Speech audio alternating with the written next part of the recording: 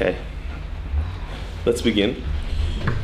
In order to keep the flow, what we're going to do is we'll go through the concepts that we saw in the last year, and then we'll continue in the Maamar from the next idea.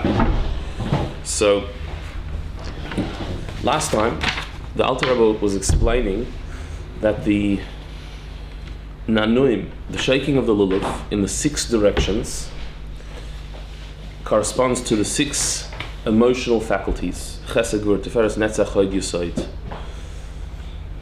And these 6 faculties, you can look at them as 6, or you can look at them as 36. They're 6 when they are on their own. Chesed is Chesed, Gvur is Gvura. But when you break them down, you actually find 36, because each one of the emotional faculties is made up of all the other ones. So Chesed has Chesed Sheba Chesed and Gvura Sheba Chesed, etc. Gvura has Chesed Sheba Gvura and Gvura Sheba Gvura, etc. They have all 6 have 6. So there's really 36. But when can you say that? When can you say that Chesed has Gvura and Gvura has Chesed?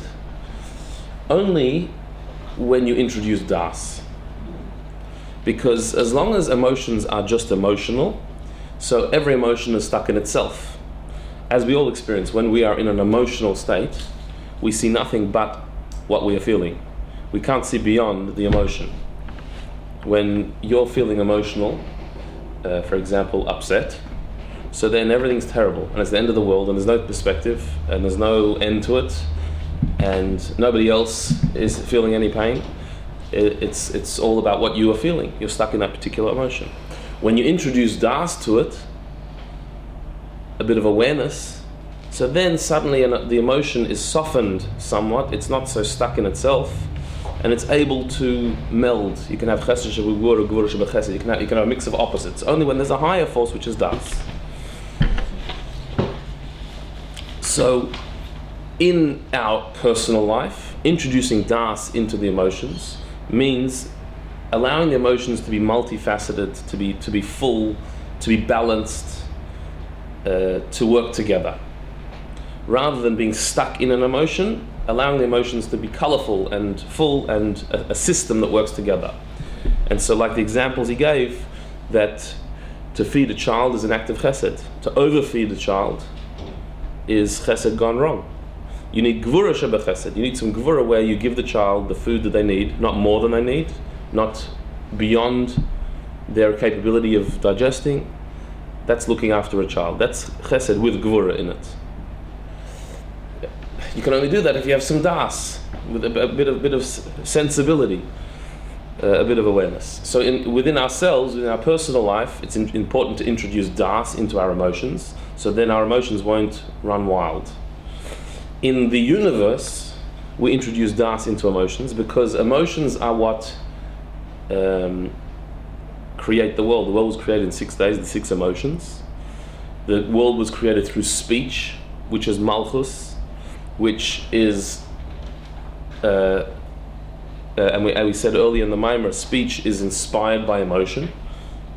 When you are moved emotionally, that's when you speak. But so the creation is through speech, is through emotion, but creation on its own is devoid of any connection to Hashem. Just to create a world, for there to be a world, that's not the point of creation. The point of creation is there should be awareness of Hashem in creation. So there needs to be Das in the emotion and in the speech of creation. There needs to be an awareness. Das is awareness, an awareness of Hashem in creation. So on Rosh Hashanah is called Binyan HaMalchus, when Malchus is rebuilt, when Hashem's speaking the world into existence, Hashem's feeling towards the world is re-inspired, and he blows energy into the world again. That's Rosh Hashanah, where Malchus is rebuilt. On Sukkot, we shake the Lulav because we want to bring Das into Malchus. We want to bring awareness of Hashem into creation. Okay, creation exists now. Hashem is happy with creation, but what are we? We need to be aware of Hashem in creation. We need to have a connection with Him, a Das, hakara. He has to be the forefront of our mind. So drawing Das into Malchus, into the Midas and into Malchus, is what the Lulav is about. So the world should not simply exist, but it should exist as a world that is aware and connected with Hashem. And so for that reason, Alter Rebbe said that the word Lulav implies all of this, because Lulav is Lamed Vav, which is 36. The 6 attributes as they are broken down into 6 each, and Lev, Lamed Vav Lev, that the Lamed, all 36 attributes of emotion should be found in the heart. How do you do that? Through introducing Das. When Das is introduced, so then you don't have 6 emotions, you have 36 emotions, you have the full gamut of emotion, and all of them are expressed in the heart. And that's the meaning of the Mishnah's Hasidim that we started with, that says that the Kavana of the Lulav is to draw down Das into Nukva as it is found in the Chaza of Zah, in the chest of Zah. That we want to bring awareness into Nukva, into Malchus, which is speech, which is the creation, as it is energized by emotion, which is the chest of Zah, the 6 emotions. We don't want to just have 6 emotions, we want to have 36 emotions, we want to have a full experience of creation. So both in our personal life, you need to bring Das into emotions, so emotions should be measured, aimed correctly, and work together as a team. And also in creation as a whole, the world is created through the 6 days, which are emotions. Speech, which is Malchus. But Das in creation means that the creation should not simply be a world created by God. It should be a world that is aware of God, has a Das, has a connection, has a Hakara, awareness of Hashem. And that's what the Lulav is supposed to achieve. Was by Hashem created the world in such a way we see it that we don't see any existence of Hashem. He made it in such a way. He made it in such a way that you don't readily see his existence, but through his bonus. Yeah, but it's our job to do it. But to be he made it in Correct. such a way. So we bench the Lulav. We draw down the Das into the midas. The awareness is something that we have to uncover. Yeah, it's an avodah. Right. Correct. Okay. So with this, we're going to move to the next section. On page 528, the left side there in the middle, the new paragraph. Va'ata yesh lahav in shorish inyan pratei dalid haminim shebelulav hadas va'arava ve'esrog. So now we can understand, or we should understand, the details of the 4 species that we use, specifically a lulav, palm branch, a hadas, or myrtle, va'arava, the willow, the esrog, and the esrog.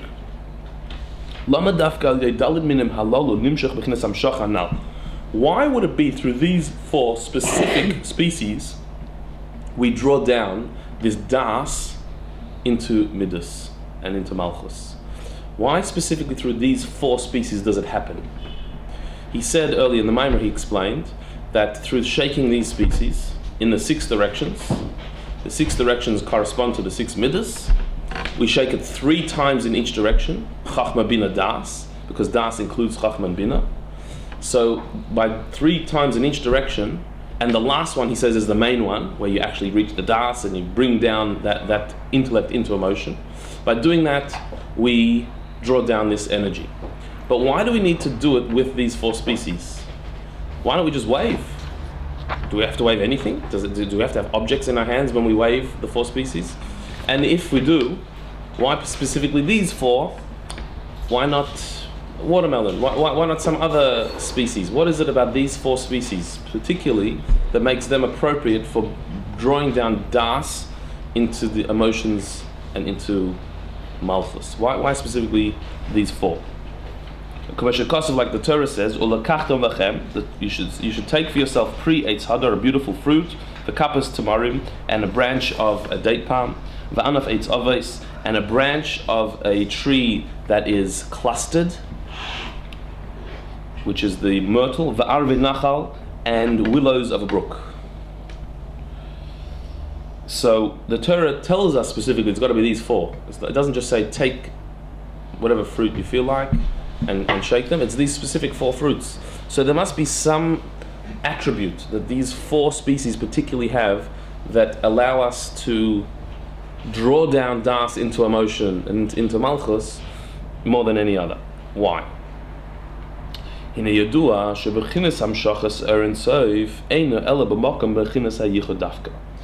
well known that to draw down the infinite light of Hashem is only possible in a place of unity. Meaning, to be a vessel, a receptacle, a fitting place to draw down Hashem's light, it can only be where there's unity, where there's oneness. Where there's period separation, discord, disharmony, that can't be a vessel for divine light. Because Hashem is one, if you want to draw down Hashem's light, you have to have oneness, not disunity. As he explains, meaning, where there is unity, Hashem can rest. But Hashem cannot rest in a place of disunity, of discord. That Hashem's presence, the light of Hashem, cannot be revealed in a place of strife, only in a place of unity. Why? Because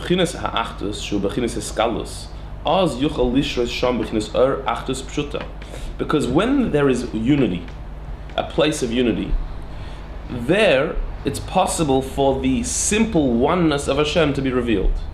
That Matzah minnes minoyaf, a type will be attracted to its type. Hashem is a oneness. And so His oneness is only comfortable in a place of oneness. He can be revealed in a place of oneness. Where there is multiplicity, discord, disunity, He can't reveal Himself. He's not at home in such a place. It's the antithesis of the divine for there to be disunity. So holiness is synonymous with oneness. In a place of oneness, there can be holiness. In a place where there's no oneness, there can't be holiness.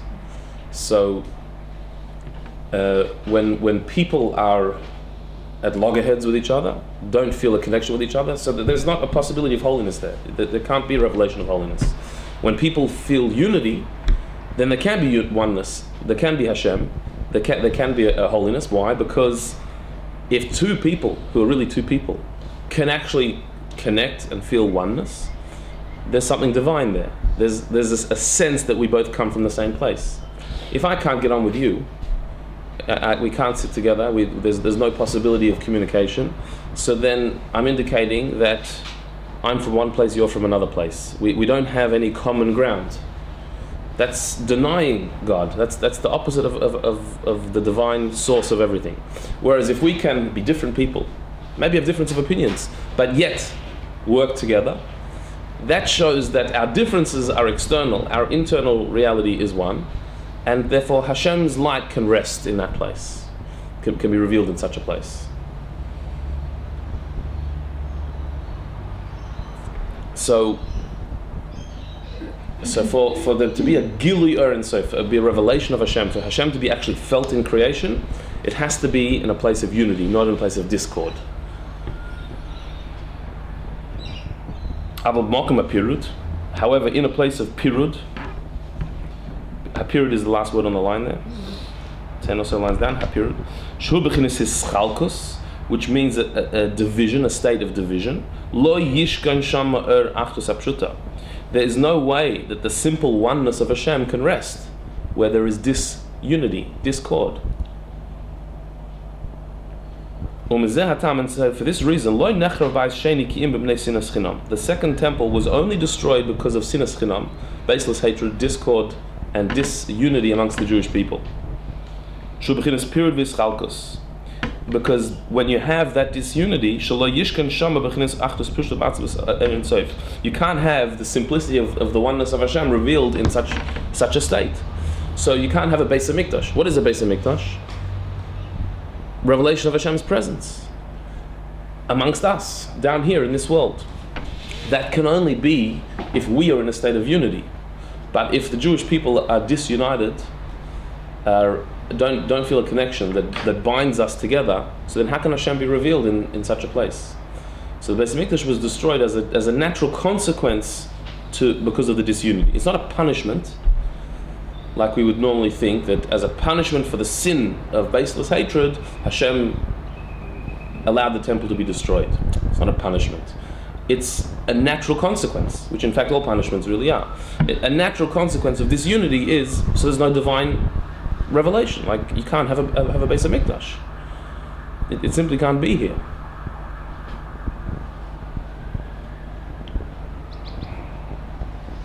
So So Hashem can only rest, can only be comfortable in a place of unity when we transcend the differences that are external and connect to the inner oneness amongst us.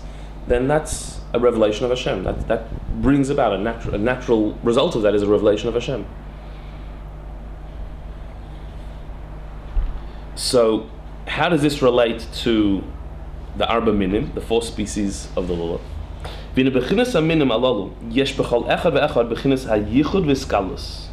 we examine these 4 species carefully, we will see that in their physical attributes, each one of them has a depiction of unity, of oneness in it.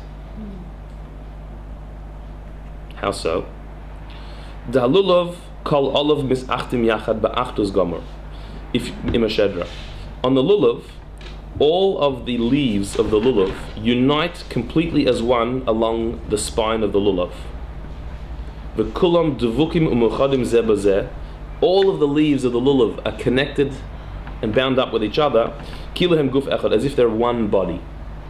Right? What the way the Lulav grows is that all of the leaves hug the spine, and that's what defines a kosher Lulav, is that the leaves are all closely bound up onto the spine, and they come to a point where they actually become one at the top. So all the leaves are united, they're all in one direction, and they're all connected, they're all like tightly bound up together as one. So the Lulav, unlike most trees where the leaves just grow and hang off the sides, these leaves are all united. It's a oneness. It represents a type of unity. So the physical attribute of the Lulav is a depiction of achdus, of oneness. And that we'll see is important for what the Lulav needs to achieve. It needs to have achdus. So that's the Lulav. V'gam hadas. What about the myrtle tree, the myrtle branch? Olav mushulashim tlasa b'chadakina. The definition of a kosher hadas is that it has 3 leaves growing out of one point. Kiyudua. Shehu b'chinas hayichel v'skalus b'gimel alin yachad. This is the unity of 3 leaves, that they should all come from one point. Again, in most trees, the leaves grow out, each has its own little point where it comes off the branch. Whereas the hadassim, what makes it a kosher hadas is that the 3 leaves, they're in 3s all along the branch, they're in 3s coming out of the same point. So rather than the leaf having its own individual spot, it shares with others, 3 by 3, which is a uniqueness of the myrtle branch.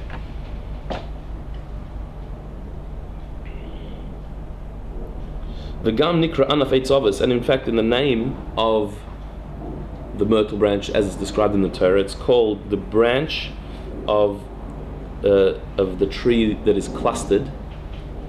She'anafav choifim esa eitz, that the leaves cover over the branch. Shomer hayichud, which is also a depiction of oneness. She'echad mechaf al chaveiroi, each one covers over the other one. Ad shenira kechipui echad, and to the point where it looks like just a complete covering. It's like when you look at it from a distance, it just looks like a green coat. They overlap. Yeah, they overlap each other, and it's like a continuum of leaf. Like each one is on top of the other. Each leaf is on top of the other one. That's why it's called a covering of leaves. So there's a sense of unity there as well, where the leaves work together. They're not distinct from each other. They sort of meld one into the other. What's the shirish of that republic? Does it have thick? I'm not sure. I don't know. Of Arvi Nachal, what about willows of the brook? The aravis, the willow tree, the willow branch. So Nikra b'Maseches Shabbos Gavi v'Ha'ach lefanav Muvoeres Mai Ha'ach Achvana Pirush Rashi Mimnei Shegedelim ba'Achva. So we find in the Gemara the the term used for a willow is achvana. That's the Aramaic translation of the word. So Rashi says, why they're called achvana?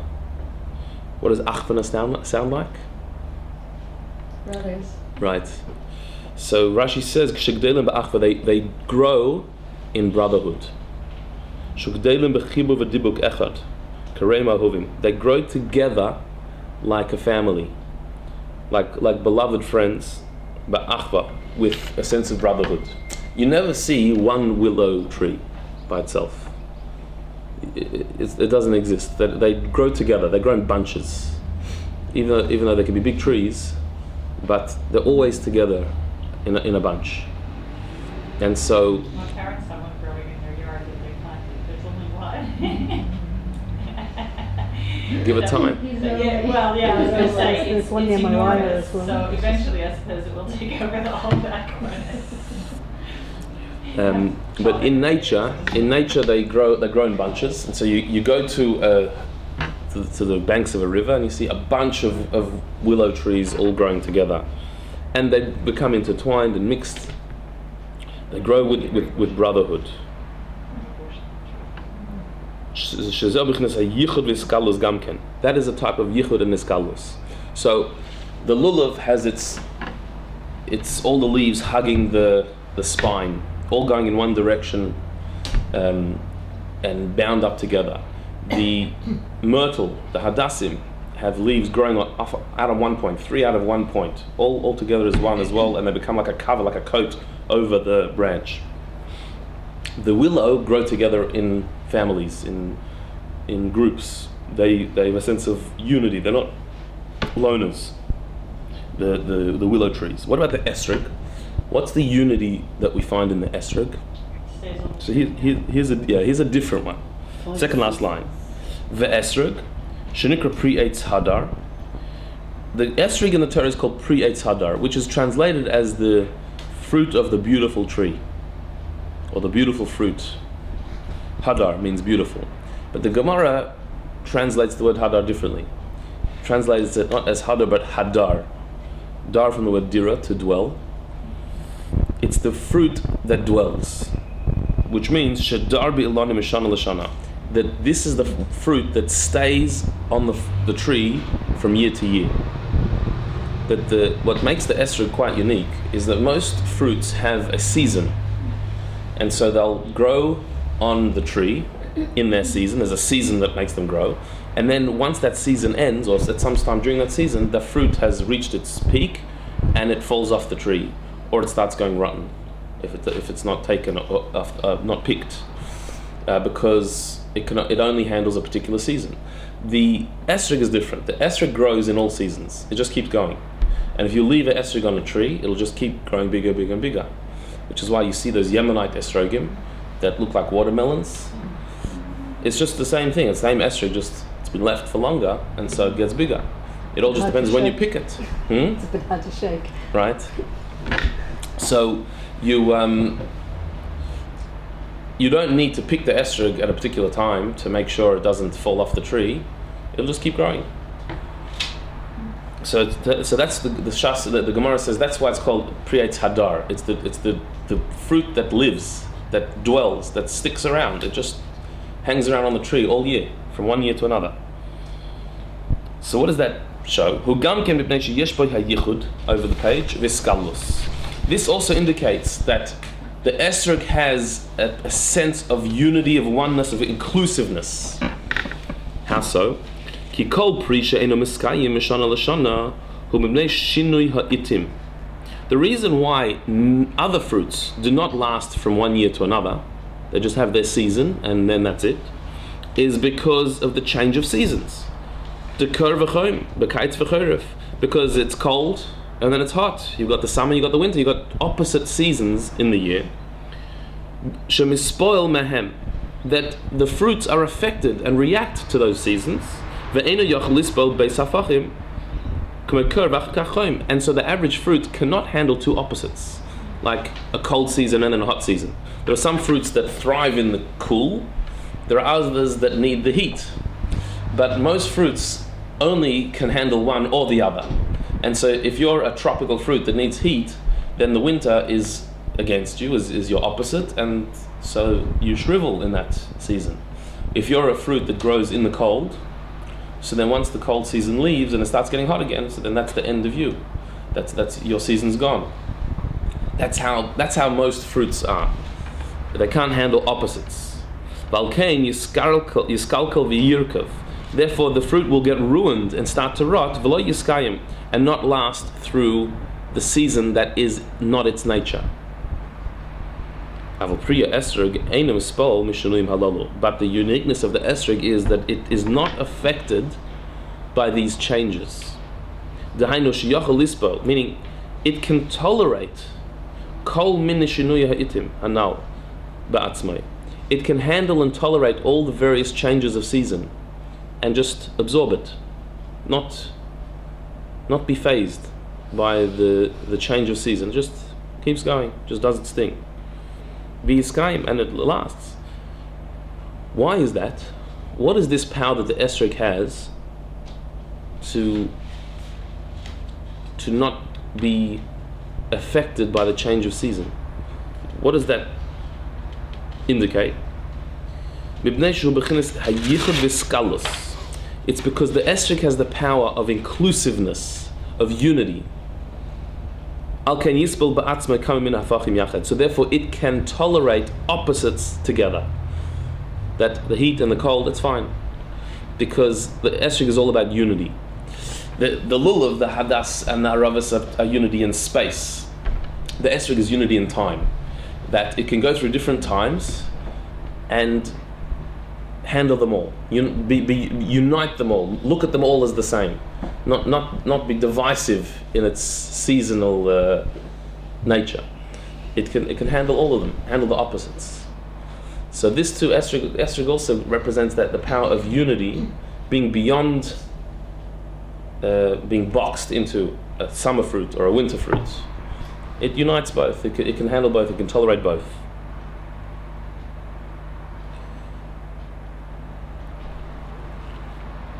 So this one, the Alter Rebbe now goes into a little bit further to understand the esrog and its unity a bit further.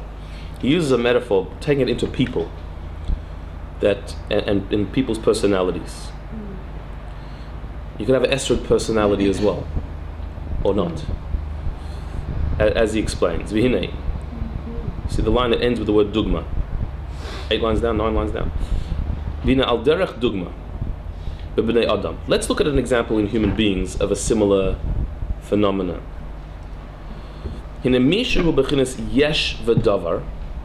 A person who is a yesh, meaning a person who is a metzias, an existence. They take up space. They're an ego. They're stuck in self. Somebody who is stuck in themselves, lo yispel rak kafi tivai, will only be able to tolerate things that fit with their nature. So, in other words, if I am just like most people are, egotistical and very aware of self, so then what type of people do I get on with? People who gel with me, who suit me, who have either a complementary personality to me, or somehow prop up my ego, or just don't rock my boat. Then I can get on with you. Things that suit me will sit well with me. And something that rubs me the wrong way, a person who challenges me, questions me, or contrasts with my way of thinking, I won't be able to tolerate. And on some level, I will discount them. Maybe not in a terrible way. I might not kill them, but I will discount their existence somehow. I will somehow negate their opinion. So people who agree with me are very smart. People who don't agree with me, they just don't get it. The opposite also, like sort of get along more, like people who are more not so egotistical, like the opposite, and they're very, what's the word? You're good with words. Tolerant? No, like, Easygoing. what's the word? Like when they're just selfless, like just Humble. Humble. So humble people probably get along and only Correct. want to be around Correct. humble people. Like Oh, no. No, they not along with everybody. A humble, if a you're really, humble person can recognize that person's egotistical. I don't feel good around them. I would rather be with a nice, humble person. No? Is that? that's also A egotistical. little bit. It's Yeah. a bit of judgment. Yeah, it's judgmental, I guess. Not just judgmental. It's But it. Just look how humble I am. it's not Better than being an egotist, like. Not it is really. a form of No, ground, It's it's middle really ground, but you know. there are some people But they who are automatically Reminds me of are the- attracted to people. Okay, let's say they're not egotistical, but they're humble. Like they're attracted to also people who are humble because that's what they're like. I can't imagine. No, but a humble person. if you're talking if you're talking about there are some people who are meek. Different Right. than the other one. There are people who are not humble. They're meek. Like fashion. They're shy. They're quiet. Yeah. That's a personality trait. Right. And so that they will be more comfortable with people who are like that. But humble, he's about to talk about humility, meaning bittul, meaning somebody who's really transparent, who is not egotistical. Yeah. So then no person They see the light. is in a threat to them Yeah. because they're just not. It's not about me. It's true. So, which is not most people. They can get along with anyone. Right. They see the good in everyone. Right. Yeah. Or even if they see they're not good in somebody, but they accept that. Like that's it's not. I don't take it personally. Yeah. It's hard not to take it personally. If you're aware of someone that's like. If you see somebody and they have a character flaw, it's not your problem. It's their problem. Yeah. Like Take it it's personally. not an affront to you, even if they offend you, even if they do offend you. A person who has bittul, when you offend them, they say, "Oh, there's something that person needs to work on." Like, that's not a good character trait, but like, they don't take it personally. It's an amazing level. Whereas somebody who is a yesh, even when the person's not meaning to offend them, they get offended because everything you say is about me. Yeah. And so I know you meant me, even though you weren't talking to me or about me or thought of me or realized that that I exist, but you did mean me, and so you take it personally, and that we all do. We all stuck in that yesh, and so anything that rubs us the wrong way, we react to. We get offended by. In fact, you can get offended by somebody getting offended by something when you didn't mean to. Mhm. That's right. Correct. Correct. How dare you? How dare you take offense when Yeah. I meant that? Yes. I know. Such a shit. Yeah. So all this here, we're not talking about whether somebody has good character traits, good midas, not good midas. It's simply, are you a yesh or are you a ayin? Are you a somethingness that takes up space? As soon as you take up space, anybody else who takes up space is a threat to your space. And so anything anyone says could be a slight to your yeshus. And certainly somebody who rubs you the wrong way or sees things differently to you, there's got to be something wrong with them. And so you'll have to find something wrong with that person to explain why they think differently to you. Maybe they're stupid, misinformed, don't know what they're talking about, crazy. You'll find something to justify why your point of view is correct and they've got it wrong. That's if you're a yesh. You cannot really tolerate something that goes against your nature. Avol mishu b'chinas bittul hayesh, but somebody who has reached bittul hayesh, where they have become egoless, they're not stuck in self. Yispel gam havchay. They can handle their exact opposite. Somebody can be the opposite type to them, can think completely counter to what they think, act in a way that is totally different to them, be a different type to them entirely, and they can totally handle that and tolerate that and be open to it. Or they can have several opposites going on. They can be friends with this type and that type, and handle that. Kaskufa nudressers, lisbal lechol adam. Like the phrase has a negative connotation, but like a doormat. A skufa nudressers means like a doormat that can handle anyone. Anyone can walk over it. But that's not what. So we, a skufa nudressers, we use that as a very negative term. To be a doormat is a terrible thing. But the Rebbe said. Is it? Is it so bad to be a doormat? Doesn't the Rebbe say if someone has a bad effect on you, brings out the worst in you, you have an obligation like. That's because you're a yesh. If you're a yesh, you don't have to have anything correct. to do with them. That's you have to have obvious Yisrael, but you can't. If someone's constantly just digging you the wrong way, like you can just. Correct. Take a step back. That's because you are a yesh. Right. So your yesh is being affected. Is that bad and good, yesh and mine, or is that like? It's not bad and good. That It's not bad and good. It's what level of refinement you've reached. Right. So if you're totally bottled, so then it won't affect you. We're not totally bottled, so it affects us. And you have to be realistic who you are. You can't pretend you're something you're not. So yes, I am a yesh, and therefore certain people influenced me badly, or affect me badly, or bring out the worst in me. So I do have to choose my company. If I would be bottle, if I'd work on bittul, so then I'd be able to handle that. Could you have? And is now totally off. And I